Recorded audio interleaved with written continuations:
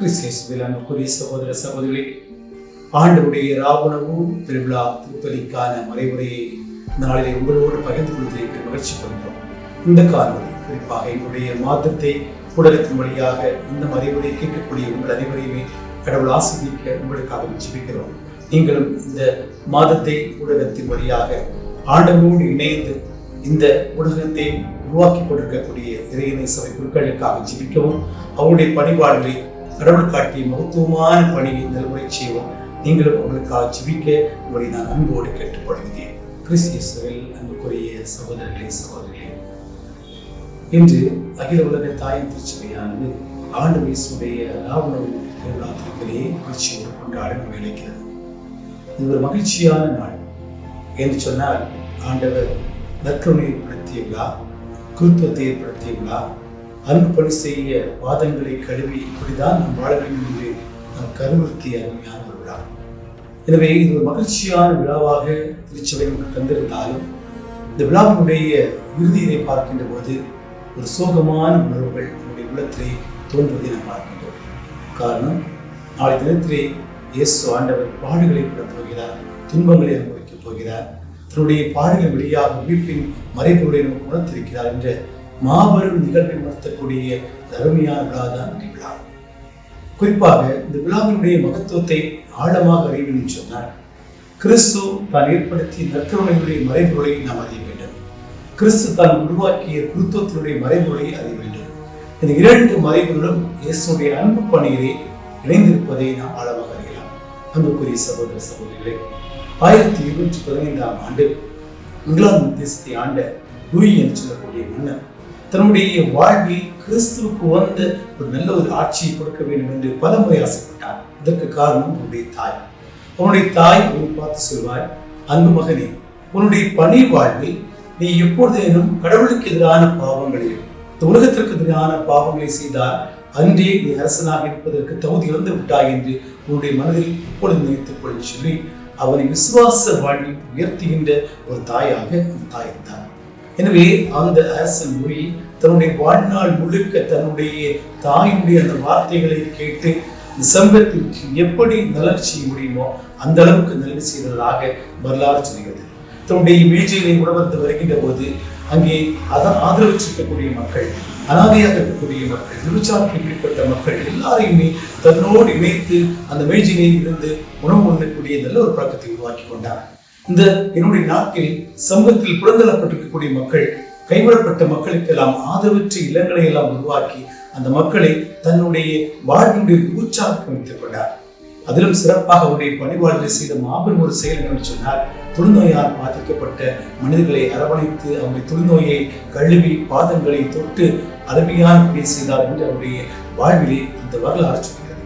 அன்பு சகோதரனே, தன்னுடைய பணிவாழில் மிகப்பெரிய அரசனாக இருந்தார் லூயி ஆண்டவருடைய வாழ்வை திறந்தாக்கிக் கொள்கின்ற போது அத்தொழுநோயாளர்களை தொட்டு ஆஸ்வதித்து அவர்களுக்கான பணியை செய்ய முன்வருவது உண்மையிலே ஒரு மகத்துவமான நிகழ்வு சொல்லி திருச்சபை அவரை போற்றி போகிறது. இன்று ஒரு புனித நிலைக்கு உயர்த்தப்பட்ட ஒரு மனிதனாக இருக்கின்றார். ஒரு சாதாரண மனிதர் ஒரு தொழுநோயாளருடைய பாதங்களை கழுவி அவருடைய அழுக்குகளை சுத்தம் செய்கின்ற தன்மை பெற்றிருக்கின்ற போது திருச்சபை உயர்த்து சொன்னார், இந்த உலகத்தில் இயேசு ஆண்டவர் அதை நம்முடைய வாழ்வில் இப்படிதான் செய்ய வேண்டும் என்று சொல்லி காட்டிக் கொடுத்து அந்த பணிவாழ்வுடைய மகத்துவத்தை இன்னும் ஆழமாக நம்மை செய்வதற்கு தோன்றுகிறார். அன்புக்குரியவே, இயேசு வாழ்ந்த காலத்தில் பால்சீன நாடானது கேடுகளுடன் பாதைகளை கொண்டது. சாலைகள் நன்றாக இருப்பது கிடையாது. எனவே யாரேனும் ஒருவர் வெளியூர் சென்று உள்ளே திரும்புகின்ற போது பாதங்களை கழுவக்கூடிய வழக்கம் அங்கே இருந்தது.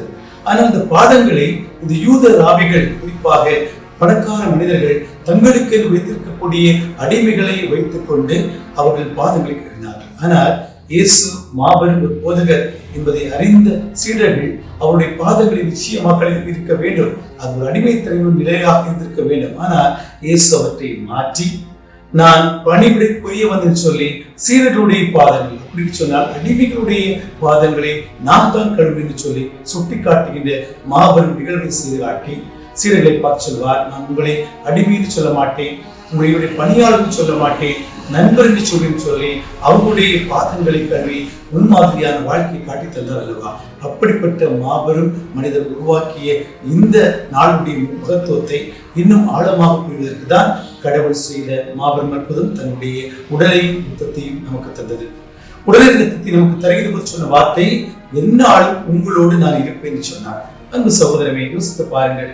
தன்னுடைய ராவுணவின் போது தன்னுடைய உடலையும் ரத்தத்தையும் உங்களுக்கு நான் தருகிறேன் சொல்லி, என்னுடைய நினைவாக செய்யுங்கள் சொல்லி சொன்ன இயேசு ஆண்டவர் தன்னுடைய வாழ்வினுடைய இறுதியிலே முன்னேற்றத்தை அடைகின்ற போது சொன்னார், உலகம் முடியும் வரை என்னாலும் இருப்பேன் சொன்னது அர்த்தத்தை அங்கு மெய்யாக நிரூபிக்கக்கூடிய அருமையான வார்த்தைகளாக இந்த வார்த்தைகள் இருக்கிறது. அன்பு சகோதர சகோதரே, என்னுடைய நினைவாக செய்யுங்கள் சொல்லி இயேசு ஏற்படுத்தி இந்த நற்கருணையுடைய மகத்துவத்தை ஆழமாக நாம் உணர்ந்து கொள்ள வேண்டும் சொன்னார். இயேசு அந்த ராவுணவை கொண்டாடுகிற போது இதை தோய்த்து நான் யாருக்கு கொடுக்கிறேனோ அவனுடைய உள்ளம் இருண்டடைந்திருக்கிறது, சாத்தானால் பிடிப்பட்டிருக்கிறது சொல்லி அங்கே ஒரு முன்மாதிரி காட்டுகிறார். காரணம் சொன்னார், தகுதியற்ற முறையில் யார் ஒருவன் ஆண்டவருடைய உடலையும் ரத்தத்தையும் உண்கிறானோ அவன் பாவத்திற்கு மேல் பாவம் செய்கிறான் சொல்லி பேதுருவும் பவுல் தன்னுடைய வாழ்வில் திரும்பத்திலே மிக அருமையாற்றுகிறார். காரணம் என்று சொன்னார், தன்னுடைய நினைவு என்று சொல்கிற போது இயேசுவின் நினைவாக கொண்டாடப்படுகின்ற இந்த பலி நிறைவேற்றப்படுகின்ற திருப்பலியானது குருக்களுடைய மகத்துவமான ஒரு திருப்பலி. அந்த பலியில் இணைய வந்திருக்கக்கூடிய நாம் எல்லாருமே தகுதியற்ற நிலையில் ஆண்டுடைய உடலை உணிகள் சொன்னார். அவர் ஏற்படுத்திய இந்த குருத்துவ வாழ்வு சரி, அவர் உருவாக்கிய இந்த நற்கொடையும் சரி அர்த்தமற்றதாக மாறினார். எனவேதான் மிக அருமையாக கொரிந்தியர் திருமுகத்திலே மிக அருமையாக பவுலடியார் சொல்வார், நீங்கள் ஒன்றாக இணைந்து வருகின்ற போது ஆண்டவருடைய பாஸ்காவை கொண்டாடி வருகின்ற போது கொண்டு வந்ததை பகிர்ந்து உண்ணுங்கள். நீங்கள் கொண்டு வந்த உணவை தானே உண்டுவிட்டால் நீங்கள் கொண்டாடுகின்ற அந்த விருந்து அர்த்தமற்ற விருந்து என்று சொல்கிறார். அன்புக்குரிய சகோதர சகோதரி, யோசித்து பாருங்கள். ஆண்டவருடைய விருந்து பகிர்ந்து கொண்டிருக்கிறார். ராவுணவின் போது தன்னுடைய உடலையும் ரத்தமாக இருக்கக்கூடிய திராட்சை ரசத்தையும் அப்பத்தையும் எடுத்து அவர்களுக்கு பகிர்ந்து கொடுத்தார் என்ற மாபெரும் மறைநிகழ்வை விவரத்தில் நாம் வாசிக்கிறோம். அப்படிப்பட்ட மாபெரும் மறைநிகழ்வாக இருக்கக்கூடிய இந்த நற்கருணையை நாம் எந்த அளவுக்கு நம்பிக்கை நிறைந்த உள்ளத்தோடு விசுவாசம் நிறைந்த உள்ளத்தோடு நாம் உண்பதற்கு தகுதியாக அன்புக்குரிய சகோதர சகோதரி புனித ஜான் வியானி அருமையாக சொல்வார், நற்கருணையின் வழியாக இயேசுடைய பிரசன்னத்தை நாம் ஆழமாக அறிந்து கொள்ள வேண்டும். அதற்காக தான் நான் ஒவ்வொரு முறையும் நான் ஒவ்வொரு அருளடையாளம் கொடுப்பதற்கு முன்னால் ஆண்டவரோடு நான் இணைந்திருந்து நற்கருணை ஆண்டவருடைய பிரசன்னத்தை நான் ஆழமாக உணர்ந்திருக்க சொல்கிறார். அப்படிப்பட்ட மாபெரும் நிறைவாக இருக்கக்கூடிய நற்கருணையை இயேசு நமக்கு தந்திருக்கக்கூடிய இந்த நற்கருணையை எப்படி நாம் பிறருக்கு உணர்த்த வேண்டும் சொன்னால் அவர் செய்து காட்டிய அன்பு பணி வழியாக. நான் உங்களை அன்பு செய்தேன், நான் உங்களுடைய பாதங்களை கழுவது போல நீங்களும் பிறருடைய பாதங்களை நீங்கள் கழுவ வேண்டும். நான் உங்களை அன்பு செய்தது போல நீங்களும் பிறரை அன்பு செய்ய வேண்டும் சொல்லி அன்பின் பணியான மகத்துவத்தை மிக அருமையாக காட்டி தருகிறார். அன்புக்குரிய சகோதர சகோதரிகளே, இந்த நாளுடைய விழாவினுடைய மையமே அதுதான். நற்கருணையும் குருத்துவம் அன்பின் பணிக்கான மாபெரும் அடையாளம். இந்த உலகத்தில் நாம் வாழ்கின்ற உலகத்திலே எத்தனை விதமான அன்புக்காக இருக்கிறார்கள். ஆனால் கடவுள் தன்னுடைய அன்பு சொல்களை அழைக்கின்ற போது அன்புக்காக அழைத்தான் சொன்னார், தம்மோடு இருக்கவும் தம்முடைய பரிச்சயமும் நான் உங்களை அழைத்துக் கொண்டேன். நான் அழைத்து நீங்கள் என்னுடைய இறையாட்சியின் பணியை இந்த உலகத்தில் செய்ய செல்கின்ற போது நீங்கள் அன்பின் பணியாக செய்யுங்கள்.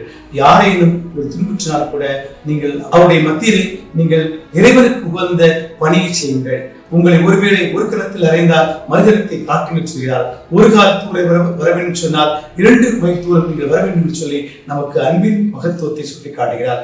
அப்படிப்பட்ட இயேசு ஆண்டவருடைய இந்த ராவுணவு திருப்பலிலே இந்த 3 மறை உண்மைகளும் நம்முடைய வாழ்வின் அர்த்தத்தை இன்னும் ஆழப்படுத்தக்கூடியதாக இருக்கிறது. அன்புக்குரிய சகோதர சகோதரி, இப்படி மாபெரும் மறைவுமையாக இருக்கக்கூடிய இந்த இயேசுடைய ராவுணவு திருப்பலிலே இயேசு விட்டு சென்ற வாழ்க்கை எண்ணியங்களை நாம் வாழ்வாக்க வேண்டும்.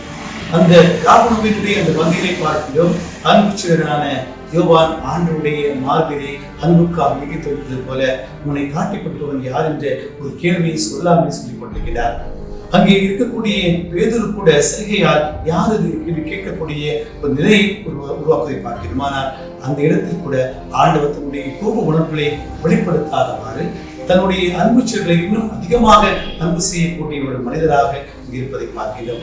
நாமும் நம்முடைய பணிபாடு, குறிப்பாக குருத்துவம் என்னும் பணிபாடில் ஒன்றாக வருகின்ற போது, இல்லைன்னு சொன்னால் நம்முடைய பங்கு தலைமுறையை நாம் பணி செய்கின்ற போது இது போல நிறைய நிகழ்வுகள் வந்தாலும் இயேசுடைய மனநிலையோடு அன்பு செய்யக்கூடிய மக்களாக வாழ வேண்டும் என்பதற்காக தான் இயேசு அந்த ராவுணவின் போது தன்னுடைய சீடர்கள் வழியாக காட்டிய மாபெரும் அர்த்தமான உணர்வுகளை நம்முடைய உலகத்தில் காட்டுகிறார். அன்புக்குரிய சகோதர சகோதரிகளே, கடவுள் கொடுத்த கட்டளைகள் 10 நமக்கு தெரியும். அந்த 10 கட்டளைகளையும் 2ஆக கடவுள் அதை அடக்கினார். அதிலே 2வது கட்டளை தன்னை அன்பு செய்வது போல பிறரையும் அன்பு செய்வது. முதல் கட்டளை பார்க்கின்ற போது எல்லாவற்றுக்கும் மேலாக கடவுளை அன்பு செய்வது. இந்த உலகத்தில் வாழ்கின்ற நாம் எல்லாவற்றுக்கும் மேலாக கடவுளை அன்பு செய்ய முடிகிறதா என்று சொன்னால் நிச்சயமாக இல்லை என்று சொன்னால், இந்த உலகத்தினுடைய பிடியில் யூதாசை போல சிக்கி சின்ன பிணமாகி யூதாசன் 30 வெள்ளிக்காசுக்காக இயேசுவை காட்டி கொடுத்த மனிதனை போலதான் நாம் இந்த உலகத்தில் வாழ்ந்து கொண்டிருக்கிறோம். ஆனால் 2வது கட்டளை அவர் சொன்னது தன்னை அன்பு செய்வது போல பிறரையும் அன்பு செய்வது. இந்த உலகத்தில் வாழ்கின்ற நாம் நம்முடைய வாழ்வில் என்னை எந்த அளவுக்கு அன்பு செய்கிறோம் அதுபோல பிறரையும் நாம் அன்பு செய்கிறோம் சொன்னால் அதுதான் இயேசு வாழ்வினுடைய விடுமை. எனவேதான் தன்னுடைய பணி வாழ்வில் 3 ஆண்டுகள் தன்னை எந்த அளவுக்கு அன்பு செய்தாரோ அதுபோல தன்னை சூழ்ந்திருக்கக்கூடிய அது திருத்துவராக இருக்கலாம், ஏழை மக்களாக இருக்கலாம், நோயினால் பாதிக்கப்பட்ட மனிதராக இருக்கலாம், எல்லாரையும் முழுமையாக அன்பு செய்து வாழ்ந்த மனிதர் தான் தன்னுடைய வாழ்வில் கடைசியாக சொன்னார், நான் உங்களுக்கு செய்து காட்டியது போல நீங்களும் பிறருக்கு செய்து காட்டுங்கள் சொன்னார். அப்படிப்பட்ட மாபெரும் விழாவை இந்த நாளில் கொண்டாடுகின்ற போது அன்பு சகோதரமே, இயேசுனுடைய வாழ்வு நினைவு என்று சொன்னால் அன்பு பணி செய்வதற்காக நான் அழைக்கப்பட்டிருக்கிறேன். அந்த அன்பு பணியை எனக்கு கடவுள் கொடுத்து புதுத்தின் வழியாக என்னால் உருவாக்கப்படுகின்ற ஆண்டுடைய நற்கருணையின் வழியாக நான் அன்பின் மகத்துவமாக மாறுவதற்காக வேண்டும். அதைதான் இந்த நாளுடைய விழா மிக ஆழமாக சொல்கிறது. அன்புக்குரிய சகோதர சகோதரி, நற்கருணையின் மாபெரும் அறிவுரை ஒரு நாளும் நாம் அலட்சியம் செய்யக்கூடாது. நிறைய நேரங்களிலே நற்கருணை வாங்குவதற்கு நாம் வருகின்ற போது அந்த நற்கருணை மீது பக்தி இல்லாத ஒரு தன்மை, அலட்சிய போக்கு கைகளிலே வாங்கின போது சரிதான், நாவிலே வாங்கின்ற போது சரிதான், அதற்கான ஒரு தயாரிப்பு இல்லாத மனிதராக நாம் இருக்கின்ற போது அந்த நற்கருணையை நாம் அலட்சியம் செய்கிறோம். எனவேதான் மீண்டும் மீண்டுமாக சொல்லப்படுகிறது, தகுதியற்ற முறையில் ஆண்டவருடைய திருவுடலை யார் ஒருவன் விழுகிறானோ அவன் பாவத்திற்கு மேல் பாவம் செய்கிறான் என்று தன்னுடைய திருமுகத்திலே புனித பவுலடியாரும் பேதுரும் சொல்லி பார்க்கிறோம். எனவே அன்பு சகோதர சகோதரியே, கடவுளால் ஏற்படுத்துகின்ற மாபெரும் ஒரு கொடை, உன்னதமான கொடை அந்த நற்கருணை. அந்த நற்கருணையை அலட்சியம் செய்து விடாமல் நற்கருணை உருவாக்கக்கூடிய மாவர் பாக்கியத்தை தந்த குருத்துவ வாழ்வை அர்த்தமுள்ளதாக நாம் வாழ்ந்து அந்த வாழ்வின் வழியாக அன்பு பணி செய்து ஆண்டவருக்கு உந்த பிள்ளைகளாக வாழ்வோம். ஆண்டவருக்கு உந்த பிள்ளைகளாக மக்களையும் வாழச் செய்ய இந்த நாள் வழியாக சிறப்பாக ஜெபிப்போம். இறைவன் நம் அனைவரையும் நிறைவாக இந்த நாளில் ஆஸ்வதித்து விளையாட வேண்டும் என்று உங்களுக்கு ஜெபிக்கிறோம். ஆமென்.